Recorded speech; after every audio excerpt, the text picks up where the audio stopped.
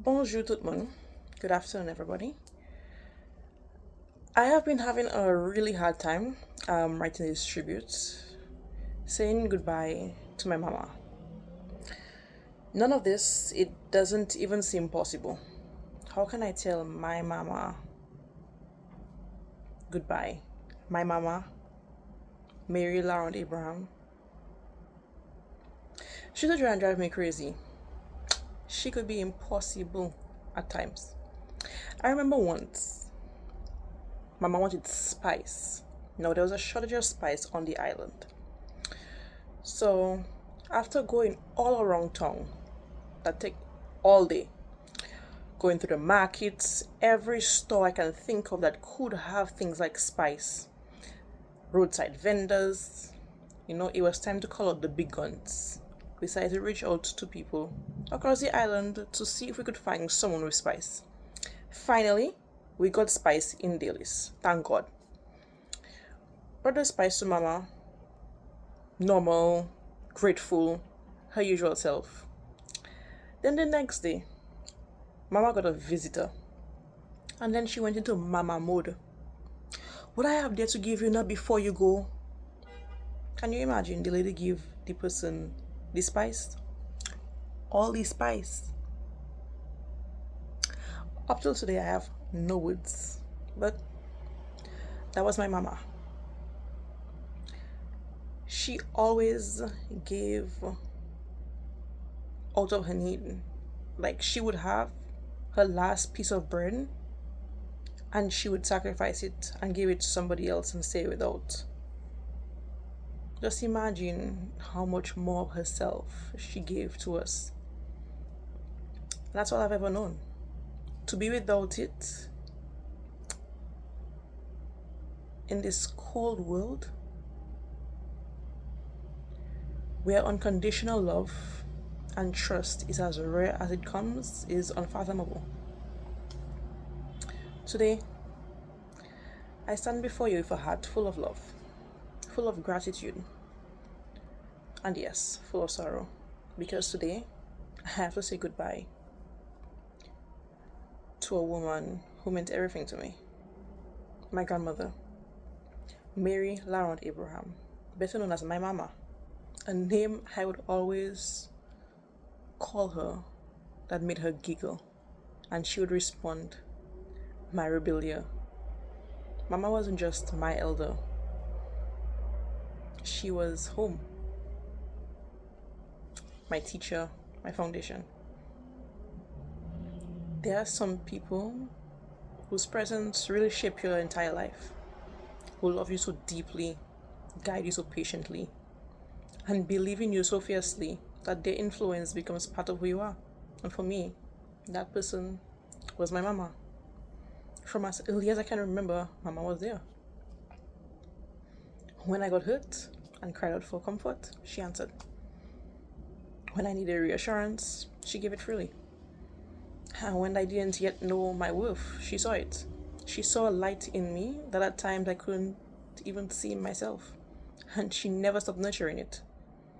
It's hard to explain the quiet sacrifices Mama made. The way she always filled the gaps without complaint. How she raised us with both love and discipline. She lived her values, never for show, but because it was simply who she was. She didn't seek credit. She didn't need to be noticed. She just showed up again and again with patience, strength, and that deep, prayerful love only she could give. We shared more than just a roof or a routine. We shared a bond, one that was rooted in the very rhythm of our lives together. We loved the same things: science, riding horses, singing, gardening, keeping things clean, and at a certain standard. Some of the most cherished moments I had a simple ones with my grandmother, sitting cozy as she would share her childhood stories. Anyone who knew Mama knew she held her radio close by and watched religiously at 1:15 p.m. every day the news, and I would wait patiently after for this little song to come up in Creole. Watch La Maison, La Wifizi. A song that really reflected the lives of children back in the day who were punished for even trying to speak the patois language. And I would call her and ask her, Mama, translate this song for me. Tell me what it means. And she would laugh. And that will get her started, which obviously I enjoyed because I did it over and over again and she never complained.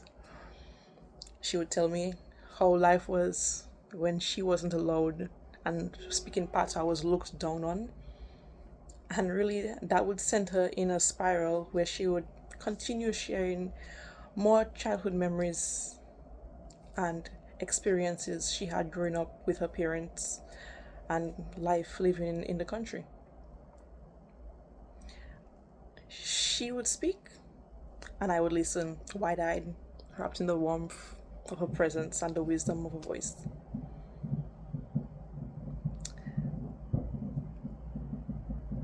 It almost became, not almost, it was pretty much our own customized little love language.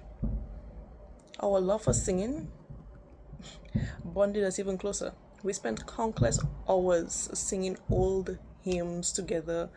Her number one request being an old Catholic song.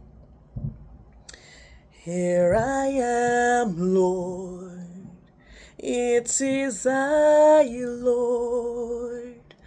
I have heard you calling in the night. I will go, Lord, if you lead me. I will hold your people in my heart. An old song that always brought light into her eyes and could pull her out of any mood. Partially because she was, me singing it, but it also made her remember the good days as a child or young adult singing in the Catholic Church and the memories she shared with her parents doing it. I was not born when Mama was a teacher, but my Mama was definitely a teacher, and it showed. Even in the smallest things, Mama never stopped teaching.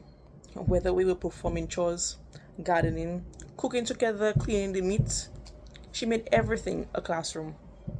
I remember her teaching me the names and functions of the organs of different animals. And the next day, guaranteed, she's going to quiz me on it to make sure I remembered what she taught me the day before. But her lessons weren't limited to school subjects. She taught me discipline, good character, respecting my parents and elders, and the importance of carrying myself with integrity, fitting the legacy of the Sorrento Lalonde family. In her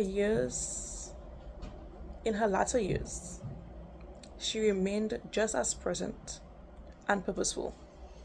Her life revolving around prayer, morning, noon, and night. She lifted us all, children, grandchildren, great-grandchildren, in order from first to last. Not forgetting the family across Dominica, the Caribbean, England, and America. Her prayers weren't just routine. They were her way of loving, of protecting, of covering us in spirit when her arms could no longer reach. Today I grieve, not just the loss of my grandmother, but the loss of a mother figure, mentor, friend, and spiritual anchor. I carry her with me in every note I sing, every prayer I whisper, in every value I try to uphold. My Mama, thank you for your sacrifice, your strength, your softness, and your faith. I will continue to make you proud. Sleep well, my Mama.